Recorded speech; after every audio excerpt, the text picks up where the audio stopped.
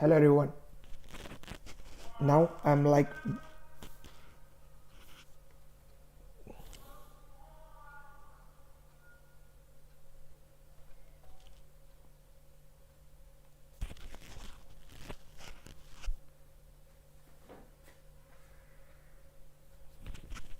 Hello everyone.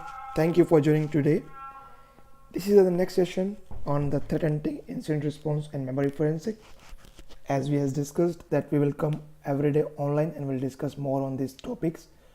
We had already discussed a lot on the SOC and SIM part, and now it's time to dig more in the details of these three different technologies which used in cybersecurity a lot during the identification of true positive attacks and after or detection of a compromised machine in the network. This is the starting brief on threat hunting activity. What is threat hunting activities? What we do in this activity?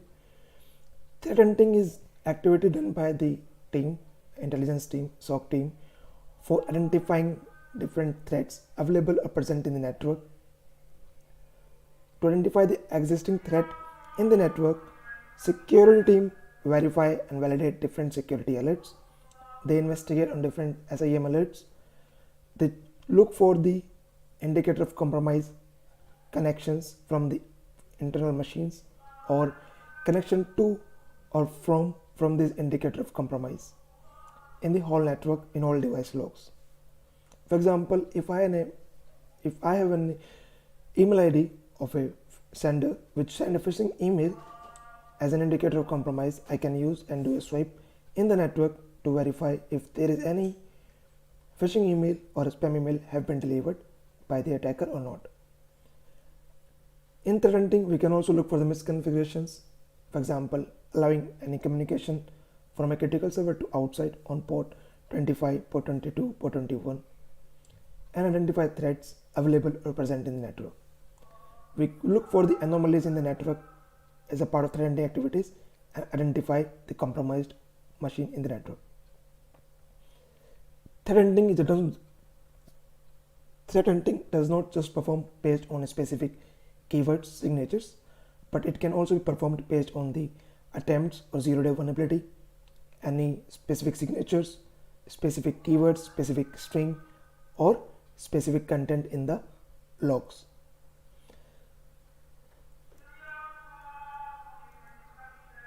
Incident response.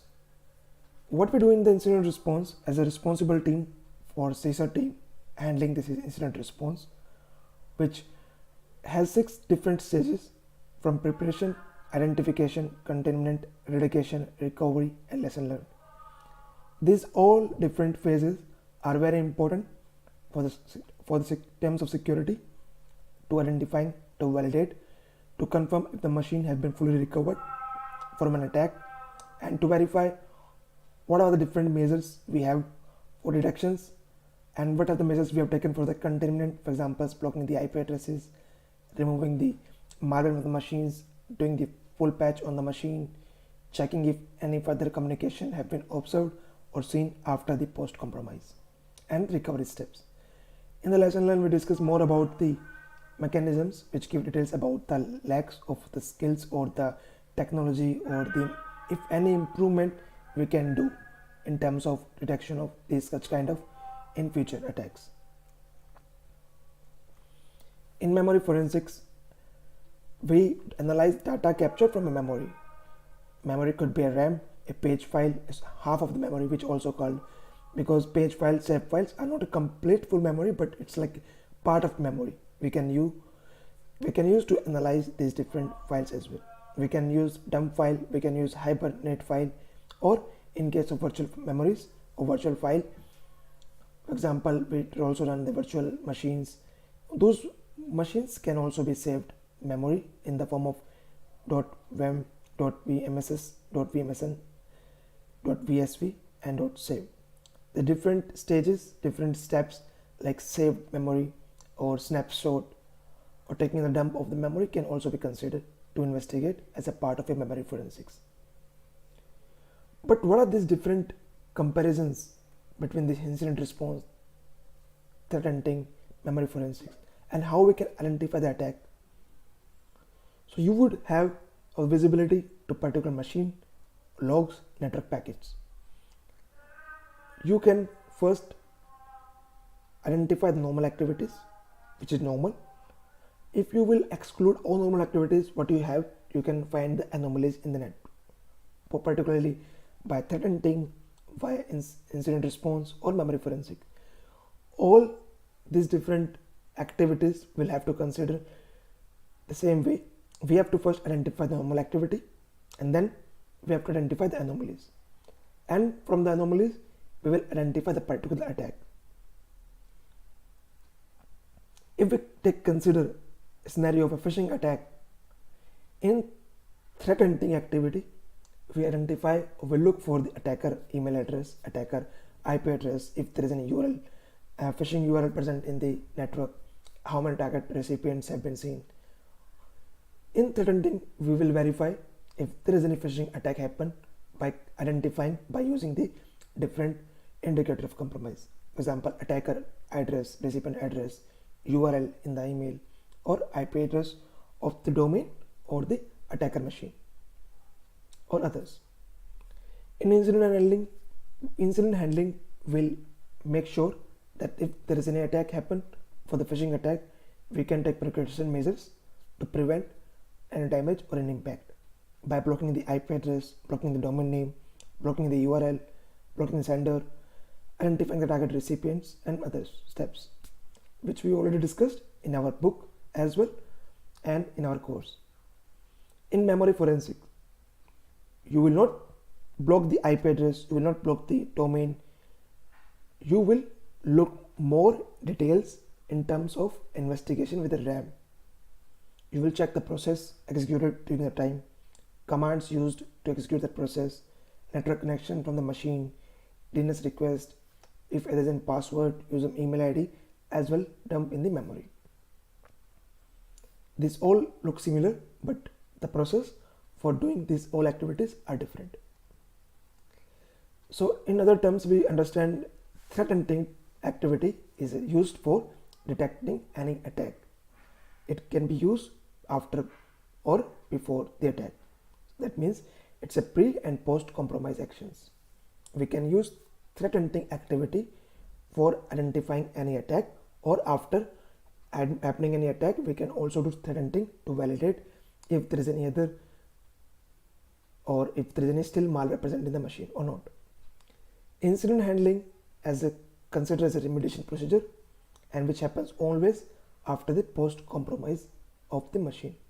When machine got compromised, only after we follow the incident handling plans. But threat hunting can be performed before and after as well. Memory forensics also done after the incident or post compromise actions. It used to identify hidden artifacts, because memory forensics gives a visibility which is not available or present through the logs or network packets.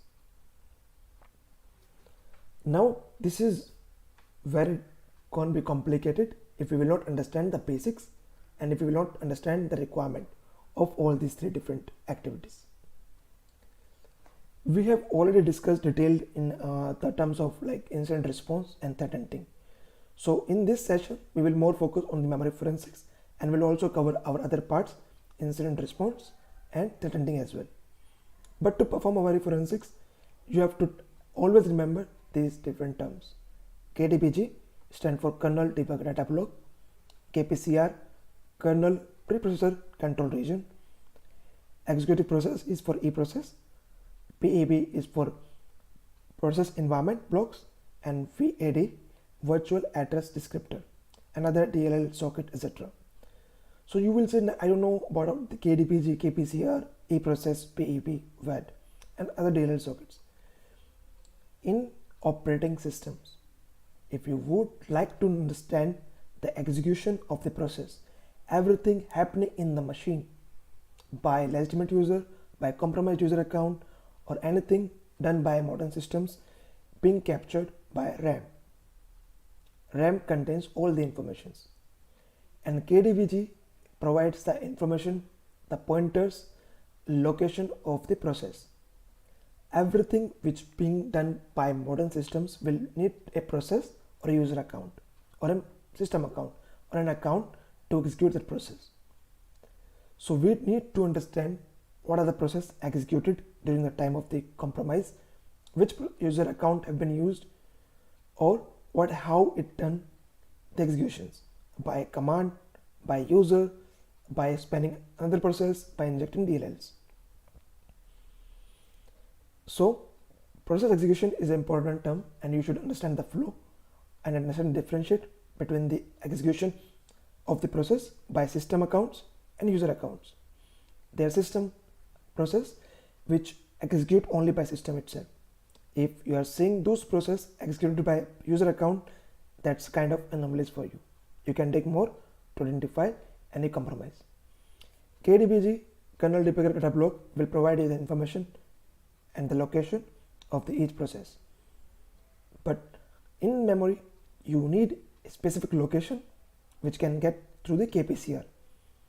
If you are using memory forensic tool, that forensic tool look for the KPCR location to identify the KDBG. So once you know the KDBG location, you can use that location to identify the location of other process and their execution. From KDBG, you can also compare the memory allocated to a particular process through the VAD, because VAD allocate a memory to a process. If attacker compromise a particular process or install a malware, you can compare the VAD allocation and the PEB allocation to verify if there is any difference in these two different locations. If yes, then that also will be referred as an anomaly in the network or in the machine. DLL is the dynamic link libraries as a function used by different programs process. For example, if my machine or a process required internet connection or want to send a connector connection in the internet, it have to use some particular DLL. Sockets are used for the network connection, etc. This is just a theoretical summary, so you can understand what we are looking for the next lesson, and when it will time come to you to investigate with a tool, you can do that. For the forensic, we will use a tool, Volatility. You can download from the below link and you can use easily with your system, so you can identify what are the machines, if your machine is compromised with a particular malware process or not. I don't know if you are familiar with this particular screenshot. This screenshot giving you the connections from the CMD. We have taken the screenshot from the CMD. It is showing the TCP connections from a source IP address with a specific port number towards external IP address, specific port number, and the state of the connections and the process ID. This all informations you can get it from your system itself. But when you do the forensics, you have to use that forensic image to run the different commands with the volatility, and you can find this connection as well. So the most important part during the forensic is the process execution. In the volatility, we will look for the executed process during the time of compromise. Now this screenshot is taken from the task manager, but when we have the memory RAM or the copy of the RAM, we don't have the task manager to view the execution of the process, but we will look more on the execution or present of the user accounts. So you can see, we can see that this Chrome exe is a user application. This application, there is no point if this application is being run by any system account. You can see in the down, conhost.exe are being run through the system and Trezor itself. But Chrome is a user application which should not run by any system account. Every system account, they have a username or the specific SIDA, which we will also use during the forensics. And every process have a number which called as a PID or process ID, and all this process would also have a parent ID which gives information from which parent process it executed. This is just for this first session, and in the next session we'll more discuss on the practical terms, how to use volatility to get the information about the process, network connection, execution, how you can identify abnormality in the process executions, and identifying a malware. Thank you for joining. You can also get a copy of our book from the website www.vikramsaini.in. The book name is Hunt the Hackers, a complete SOC analyst guide. You will learn more about the remediations, incident response, threat hunting activities with our book. With the next lesson, I will show you the practical how volatility use can be downloaded and can show the process executions and how we can compare the malware files with other legitimate programs. Thank you.